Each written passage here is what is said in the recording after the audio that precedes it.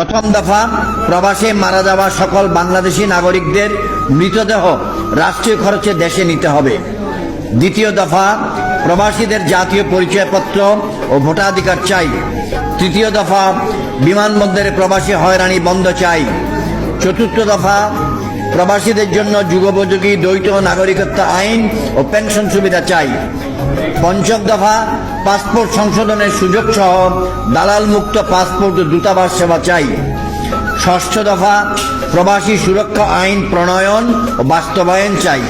সপ্তম দফা, জাতীয় বাজেট প্রবাসীদের জন্য ন্যূনতম 5% বিশেষ বরাদ্দ চাই। অষ্টম দফা, বিদেশে কাগজপত্রবিহীন প্রবাসীদের বৈধকরণে সরকারের সহযোগিতা চাই। নবম দফা, বিদেশে প্রবাসীদের জন্য পর্যাপ্ত বাংলাদেশি দূতাবাস ও শ্রম কল্যাণ উইং চাই।